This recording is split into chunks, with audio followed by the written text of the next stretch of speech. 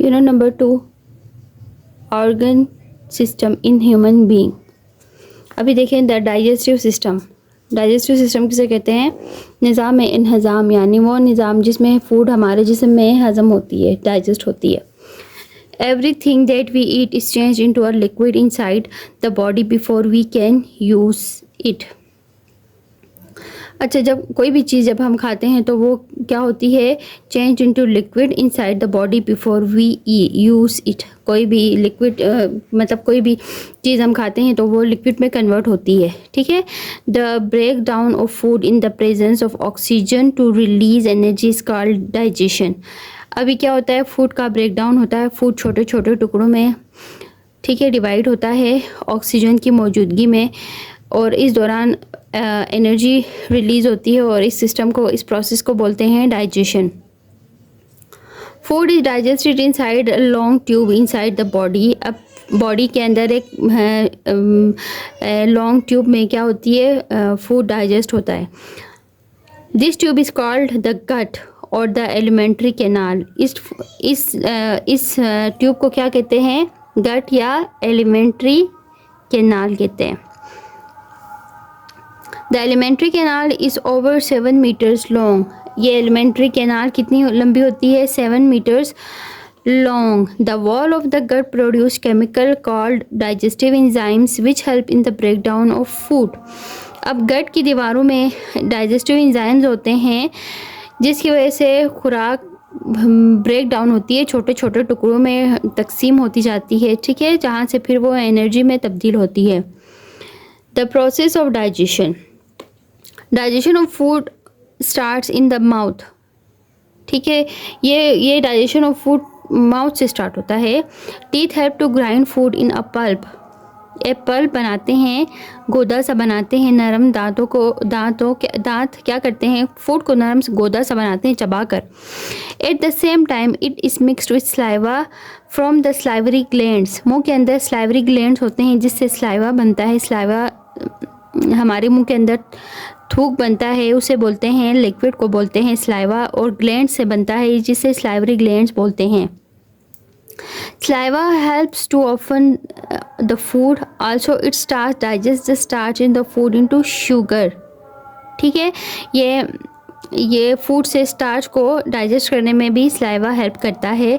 The tongue help food to mix with the saliva and pushes into the gullet और the food pipe, ठीक है। अब ये क्या करती है? ज़बान स्लाइवा के साथ फूड को मिक्स करके पाइप सा बना के फिर फूड पाइप में भेजती है जिसे गलेट कहते हैं, ठीक है। From the gullet the food passes to the stomach. फिर वहाँ से फूड पाइप से स्टमक में जाता है। The muscles in the wall of the stomach squeeze and relaxes. अब स्टमक की दीवारें सिकुड़ती हैं और नॉर्मल होती हैं, सिकुड़ती नॉर्मल होती हैं, जिससे क्या होता है? Mixing the food with gastric juice and acid in the stomach wall. अब क्या होता है? गैस्ट्रिक जूस और एसिड ये मिक्स करता है उस फूड में, उसको गलाने में हेल्प करता है। Enzymes in gastric juice help to digest protein while the acid help kill germs in the food and activate enzyme to digest protein. अब ये क्या करता है? enzymes गैस्ट्रिक जूस के अंदर जो enzymes होते हैं वो क्या करते हैं? फूड के अंदर जो प्रोटीन होता है उसको डाइजेस्ट करने में हेल्प करते हैं, जबकि एसिड क्या करता है? उस फूड के अंदर जो जर्म्स होते हैं उसको किल करता है, उसको मार देता है और एक्टिवेट करता है एंजाइम्स को ताकि वो प्रोटीन को जज़ब कर सकें। From the stomach food passes a little at time, यानी स्टमक से थोड़ा थोड़ा करके फूड पास होता है इनटू द स्मॉल इंटेस्टाइन, छोटी आंत में, ठीक है। स्मॉल इंटेस्टाइन मीन्स छोटी आंत। क्या होता है? आहिस्ता आहिस्ता कम कम मिकदार में छोटी आंत में पास होता है। Here more juice mix with the food pancreatic juice from the pancreas contain a mixture of enzymes which continue to digest the food. अब क्या होता है? फूड स्टमक से छोटी आंत में आता है, वहाँ से भी पेंक्रियाटिक जूस शामिल होता है पेंक्रियास से, और ये क्या करता है? मिक्सचर एंजाइम जिस कंटिन्यू टू डाइजेस्ट फूड, ये फिर ये प्रोसेस होता है जहाँ में उसका फूड का डाइजेशन का काम होता रहता है, ठीक है। लेकिन स्मॉल मैदे से स्मॉल आंत में आते ही पैंक्रियाटिक जूस भी खारिज होना स्टार्ट होता है। बाइल फ्रॉम द लिवर से बाइल निकलता है। Break up oil droplet to make them easier to digest. अब लिवर से क्या होते हैं, ऑयल ड्रॉपलेट निकलते हैं जिससे फूड इजीली डाइजेस्ट होने में मदद करता है। Intestinal juice from the lining of the intestine. अब इंटेस्टाइन की अंदर की दीवारों के अंदर जूस होता है जिसे बोलते हैं इंटेस्टाइनल जूस, जिसमें कंटेन शामिल होता है enzymes which complete the process of digestion, ठीक है। जहाँ से इंजाइम्स होते हैं जो प्रोसेस डाइजेशन के प्रोसेस को हेल्प करते हैं, में मदद करते हैं। Digestion food is absorb into the blood through the wall of small intestine. अब छोटी आंत स्मॉल इंटेस्टाइन की दीवारों के अंदर इंजाइम्स होते हैं, वो क्या करते हैं, फूड से क्या करते हैं, मुख्तलिफ इंजाइम्स को फूड से मुख्तलिफ प्रोटीन और मुख्तलिफ चीज़ों को क्या करते हैं, एब्जॉर्ब करते हैं। एब्जॉर्ब करके वो फिर ब्लड में शामिल करते हैं। The small intestine which is over 6 metre long. Small intestine की लेंथ कितनी है, 6 metre. Has million of tiny finger line projection called villi. अभी ये है वीली, ठीक है। A villi is about 1 mm long, 1 millimetre long होती है। It has a surface layer only 1 cell thick.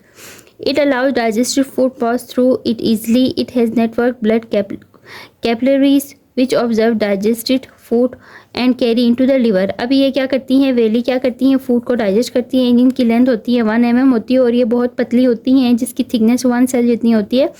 और फिर ये क्या करती हैं, फूड को इसके अंदर ब्लड कैपिलरीज होती हैं, एक नेटवर्क होता है, जाल होता है जिसके थ्रू ये इसको क्या करती हैं, कैपिलरीज क्या करती हैं, absorb digested food and carry to the liver. और डाइजेस्टेड फूड जो होता है उसको लिवर में कैरी करती है, ठीक है। ये देखें 1 mm लॉन्ग है और ये क्या करती है, surface only 1 cell thick allows digested food to pass through it easily. It has network of blood capillaries which observe digested food and carry to the liver.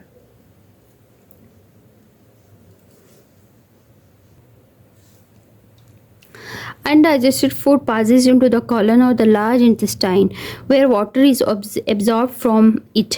अभी जो अनडाइजेस्टेड फूड है, जो फूड हजम नहीं हुआ है स्मॉल इंटेस्टाइन से, फिर वो लार्ज इंटेस्टाइन में जाता है और क्या करता है, वहाँ से लार्ज इंटेस्टाइन में पानी, उस फूड से जो अनडाइजेस्टेड फूड है उससे पानी एब्जॉर्ब होता है। द ऑलमोस्ट सॉलिड वेस्ट, फिर क्या रहता है, ऑलमोस्ट सॉलिड वेस्ट रहता है called faeces. Is it stored in the rectum, और फिर यह रेक्टम में जमा होता है for some time and is then passed out of the body through the anus. फिर एनएस के थ्रू ये क्या होता है, रेक्टम में स्टोर किया हुआ अनडाइजेस्टेड फूड है जो हार्ड होता है, वो फिर क्या होता है, एनएस के थ्रू पास होता है, ठीक है। Food and health. Eating too much can lead to the weight increase और ओबिसिटी। अभी हम बहुत ज़्यादा खाना खाते हैं जिसके जो खाता है तो उसका क्या होता है, वेट इंक्रीज होता है, वेट बढ़ जाता है और ओबिसिटी हो जाती है। ओबिसिटी यानी बहुत ज़्यादा मोटे को बोलते हैं, ठीक है, हद से ज़्यादा मोटापा जिसे होता है उसे बोलते हैं obesity. Eating too much of the wrong kind of food such as fatty, बहुत ज़्यादा खाना रॉन्ग काइंड में, ठीक है, गलत तरीके से हम जो बहुत ज़्यादा खाना खाते हैं जिसमें से fatty, sugary and salty food. Fatty जिसमें फैट ज़्यादा होता है, शुगरी जिसमें चीनी ज़्यादा होती है, फिर सॉल्टेड फूड्स भी बहुत डेंजरस होते हैं, ठीक है। Excess animal fat in the diet is dangerous. अभी हम जो एनिमल फैट होता है जैसे घी हुआ या दूध से बनी बहुत सी चीज़ें होती हैं जिसमें फैट बहुत ज़्यादा होता है, वो क्या करते हैं जब हम डाइट में लेते हैं तो वो क्या होता है, बहुत डेंजरस होता है because it leads to the formation of cholesterol. अब ये क्या करता है, कोलेस्ट्रॉल बढ़ाता है और fatty substances that can stick into the wall of an artery. अभी फिर ये क्या होता है, ये जो कोलेस्ट्रॉल होता है फिर या कोलेस्ट्रॉल बन जाता है या फिर स्टिकी, ये फिर क्या होता है, आर्टरीज में क्या होता है, ये फैट क्या होता है, स्टिक होता है, जिससे artery become narrow and flow of blood in slow down, in it slows down. अब क्या होता है, आर्टरीज में की दीवारों के साथ ये कोलेस्ट्रॉल चिपक जाता है जिसकी वजह से खून की गर्दिश में सुस्ती होती है, खून की गर्दिश में स्लोनेस आ जाती है। Eating too much sugar can cause to decay. Tooth decay यानी डिके ख़राब होना, दांत ख़राब हो जाते हैं बहुत ज़्यादा शुगर खाने से। It can also cause obesity, इससे भी ओबिसिटी मोटापा बढ़ जाता है। ईटिंग टू मच सॉल्ट, बहुत ज़्यादा नमक खाने से भी। हाई ब्लड प्रेशर, बहुत ज़्यादा बीपी बहुत ज़्यादा हो जाता है। A major factor in heart disease and strokes, heart की बहुत, दिल की बहुत ज़्यादा बीमारियां होती हैं हाई ब्लड प्रेशर की वजह से, और स्ट्रोक्स भी हो जाते हैं। Dietary fibre roughage, fibre is the barn of cereals and the cellulose wall of plant cells which passes unchanged through the gut because it is not digested। ये rough fibre होता है, वो क्या होता है, वो डाइजेस्ट नहीं होता है। Fibre in diet is important because diet में फाइबर इम्पॉर्टेंट है क्योंकि it help avoid obesity by adding indigestible matter to food. अभी ये फाइबर क्या होता है, इनडाइजेस्टेबल मैटर होता है फूड में, वो डाइजेस्ट नहीं होता है। लेकिन ये क्या होता है कि खाने से मैदा फुल रहता है, जिसकी वजह से भूख ज़्यादा नहीं लगती है, और भूख ज़्यादा नहीं लगने की वजह से फिर हम खाना कम खाते हैं और हमारा ओबिसिटी नहीं होती या मोटापा नहीं होता। अभी देखिए, this satisfied your appetite, fibre की वजह से एपिटाइट सेटिस्फाइड होती है, भूख ज़्यादा नहीं लगती है। But can not make you fat, लेकिन ये आपको फाइबर फेट नहीं करता, मोटा नहीं करता। It observes poisonous waste from food that is being digested in the gut. ये क्या करता है, ऑब्जर्व करता है, जज़ब करता है पॉइजनस वेस्ट, जो ख़तरनाक वेस्ट होता है, मवाद होता है, उसको एब्जॉर्ब करता है फूड से, ताकि फिर ये गट में, पेट में, मैदे में फिर ये डाइजेशन के दौरान जो पॉइजनस वेस्ट होते हैं वो मसला ना करें। High fibre food have more bulk, जो हाई फाइबर फूड होते हैं वो बल्कि होते हैं, वजनी होते हैं, मैदा फुल रहता है। Which allows gut muscles to grip and move the food along the gut.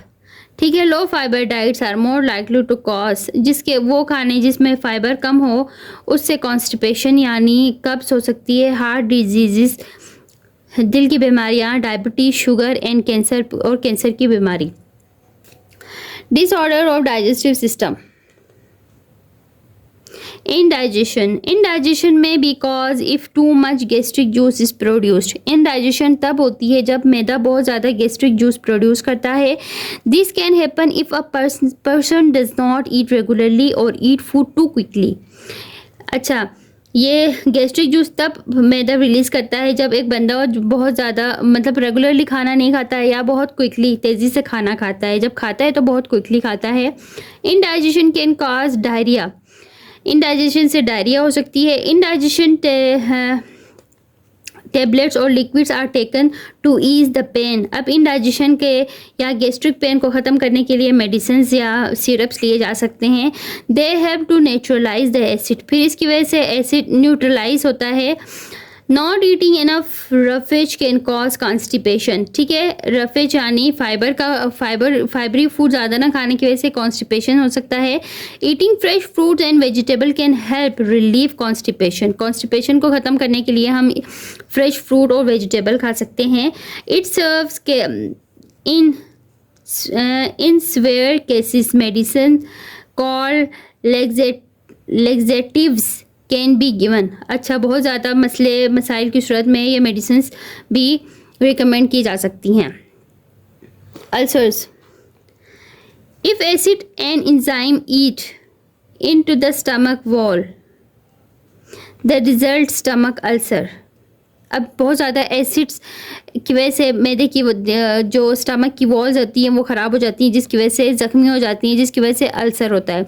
This can be extremely painful, ये बहुत ज़्यादा पेनफुल होता है। People with ulcer should avoid spicy food, जिन लोगों को अल्सर होता है उन्हें स्पाइसी फूड को अवॉइड करना चाहिए, कम खाना चाहिए। They can be given medicine to protect the stomach lining, उन्हें मेडिसिन भी दी जाती हैं ताकि मैदे की लाइनिंग या मैदे की अंदरूनी अंदर उसको मसला ना हो, ठीक है, प्रोटेक्शन हो।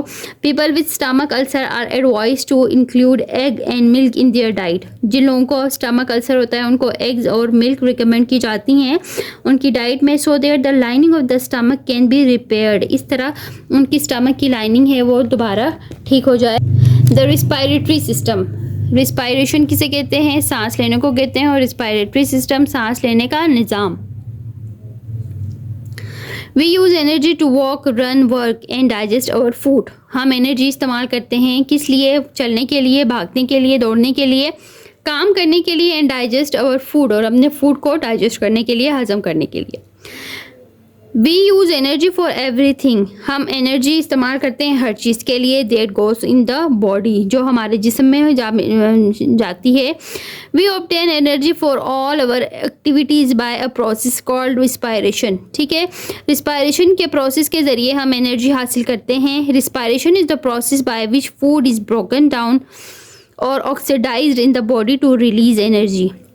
अब रिस्पायरेशन ही वो प्रोसेस है जिसके ज़रिए हमारे जिस्म के अंदर फूड ब्रेक डाउन होती है, और ठीक है, और oxidise the body to release energy, और बॉडी को ऑक्सीडाइज किया जाता है और ताकि एनर्जी रिलीज़ की जा सके।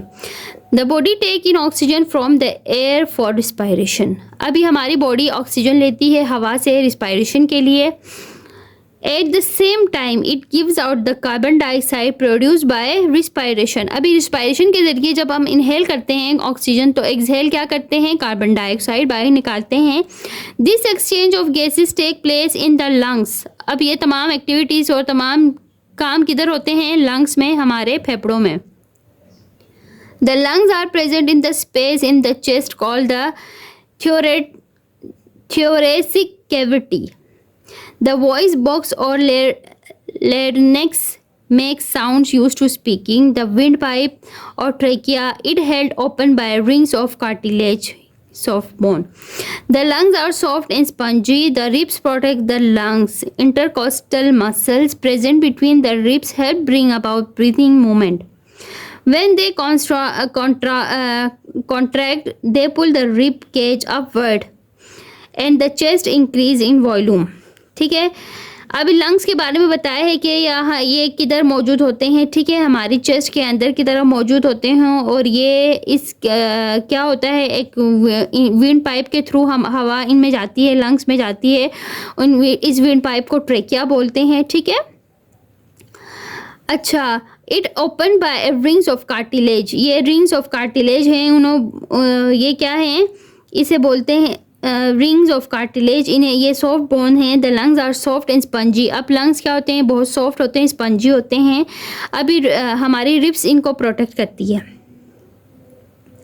इनके अंदर क्या होती हैं? इंटरकोस्टल मसल होती हैं रिब्स के अंदर।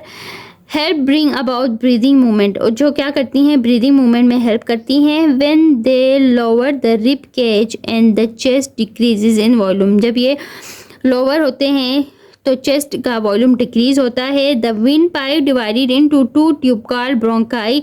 The bronchi divided into thousands of narrow tubes called bronchioles. ठीक है, through them easily they provide a large surface area to give maximum contact with the air. They are in contact with blood capillaries which carry gases, and from the surface this is where gases exchange take place. अब यहाँ पे देखें मुख्तलिफ gases का, यहाँ से अंदर gases का इनका तबादला होता है कैपिलरीज के थ्रू। ठीक है, ब्लड कैपिलरीज होती हैं छोटी, जो क्या करती हैं? कैरी करती हैं गैसेस को फ्रॉम द सरफेस से। यहाँ ही गैसेस का एक्सचेंज होता है। Smoking cause lung cancer which kill million of people every year. Smoking से क्या होता है? मिलियंस ऑफ पीपल हर साल क्या होते हैं? मर जाते हैं। Cancer is a disease in which cells start to divide rapidly until they get out of control. Lung cancer can produce growth so big so it block a bronchus making breathing difficulty. Cancer की वजह से भी क्या होता है? Lung cancer की वजह से ब्रीदिंग में डिफ़िकल्टी होती है। Emphysema is a lung condition where is the wall of the alveoli become thin and weak. They eventually break down, leaving large empty space in the lungs so that breathing become painful and difficult. This is usually caused by heavy smoking. बहुत ज़्यादा smoking की वजह से ये बीमारी होती है। Bronchitis is inflammation of the air passage in the lung. The reduced ability of the lungs to absorb oxygen. This disease is usually caused by bacteria, but smoking makes this condition worse. Prevention and treatment of respiratory diseases. Diseases of respiratory system can be caused by inhaling disease, germs, dust, chemicals, fumes and vapors. The best way to avoid lung infection is to maintain your physical fitness, eat nourishing and balanced meal, avoid overcrowded and badly ventilated places. Antibiotic medicine can be prescribed by a doctor to cure swear infection. ठीक है, अभी यहाँ respiratory disease के बारे में बताया, फिर उसके बाद इसकी प्रिवेंटेशन कैसे की जाती है, उसको उससे कैसे मुख्तलिफ डिजीज़ रिस्पायरेटरी डिजीज़ से कैसे बचा जा सकता है। इसके लिए हमें हेल्दी इन्वायरमेंट में रहना है, बैलेंस मील खानी है, फिज़िकली अपने आप को फिट रखना है, बहुत ज़्यादा रश वाली जगहों से और बहुत ज़्यादा मतलब वेंटिलेशन ना हो, जहाँ हवा पास ना हो, ठीक है, ऑक्सीजन की फराहमी जहाँ जिन जगहों में ज़्यादा ना हो, तो ऐसी जगहों से अवॉइड करना चाहिए। फिर इसके अलावा इन जो बीमारियां हैं रिस्पायरेशन की, उसके लिए एंटीबायोटिक और मेडिसिन जो डॉक्टर ने प्रिस्क्राइब की हुई है उसको खाकर इन बीमारियों से बचा जा सकता है। अभी इसकी एक्सरसाइज नंबर 2 देखें। Answer the following question. 1 देखें, which part of the apparatus represent the lung. इस ऑपरेटस में क्या चीज़ लंग को रिप्रेजेंट करती है? तो देखें, the balloon represent the lungs. Which gases are exchange in the lungs? Oxygen, O2 and carbon dioxide CO2 are exchange in the lungs. उसके बाद तीसरा देखें, where is the lung does gases exchange take place?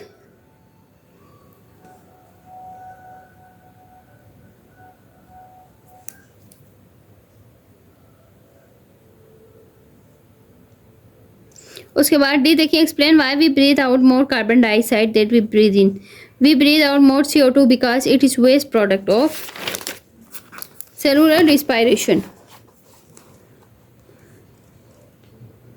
उसके बाद देखिए, what is the difference between respiration and burning? Respiration is a biochemical process in living organism while burning is chemical reaction involving consumption.